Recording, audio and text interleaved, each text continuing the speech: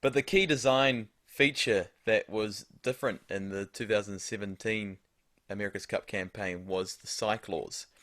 And, now you've actually gained 15 kgs of muscle um, from all the training, and it's now, the Cyclor design that the designers came up with to be able to instead of doing the physical hand grinding, you're now doing it with your legs, obviously. Why did they not just get five cyclists to come in and do the role, what you guys are doing? Why is there, and have, Pete Burley, the helmsman leading the way? Why do they Mm. also need to be having the sailors, I guess, mind as well, experience? Yeah, pretty much exactly that. There were still sailing roles to be done on the boat. Mm, So there were four of us on bikes on that boat out of the six people on the boat, and yeah, about there were five people always having to do some role that you needed good sailing knowledge to do. So five out of the six had to have some good sailing, like really good sailing skills. They had to be top sailors, five of mm, the six people. And mm, then we did do that though. We did get cyclists or rowers and stuff involved for the furthest forward spot on the boat, which was pretty much purely just providing power so that we could control everything. So for that spot, they didn't need to have a really wealthy knowledge of sailing, and they didn't mm, need to have a sailing background. So we got guys like Simon van Veldhoven, who had won a medal in track cycling at the Olympics in 2012, mm, and Joe Sullivan, who won gold in 2012 rowing. Um, we had guys like that powering the front bike on the boat, and they could just put themselves in a dark place throughout the race, and as long as they could run from one side of the boat to the other, they were doing their job bloody well.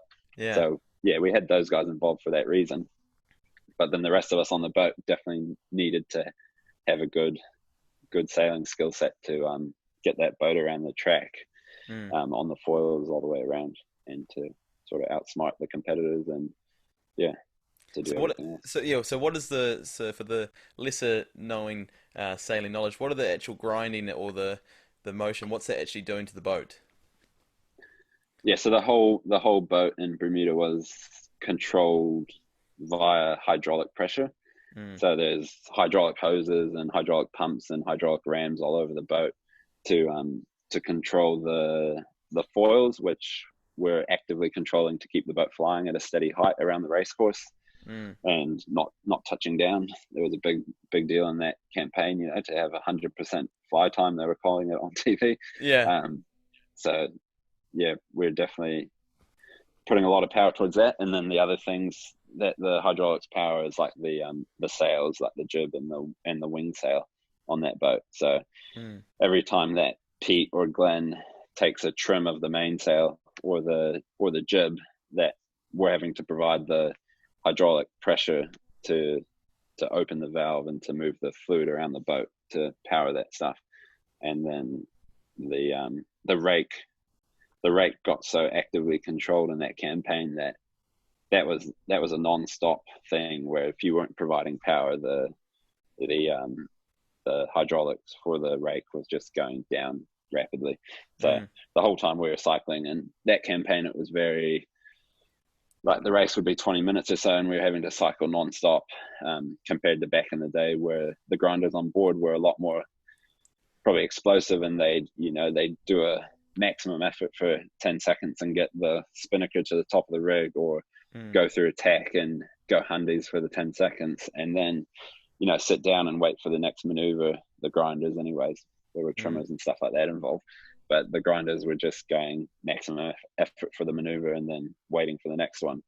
So yeah, it definitely changed a lot from being very peaky to very anaerobic over the period of 20 minutes or so. Yeah. So yeah. Did you have? Was there any, because obviously you're cycling and your legs are turning to jelly, and then on a tack maneuver or going around the top of the course? Were there any times the guys, or especially when you first started to do it, any times the guys are running across the middle and they'll lose balance and face plant? What's some of the injuries that that are common or on the boat, or was there Um, anything that happened in the training that was quite dramatic? uh, yeah, there was a bit of that, like you say, running across the boat. I remember, like, definitely more in training than in racing, because in Mm, racing we were pretty well in control most of the time in racing, and we had more power than our competitors, really, because they were using their arms. So mm, if we were matching them for maneuvers throughout the race course, we were generally um, in a better spot than they were. They weren't really able to outmaneuver us, so we were never tripping over running across the boat during races. They were probably tripping over a bit more than we were, to be honest. They were yeah. fully stuffed every race. Um, but yeah, in training, when we were practicing, doing 15 jibes down the harbour or whatever, and you only had a minute on each jibe before you were driving back.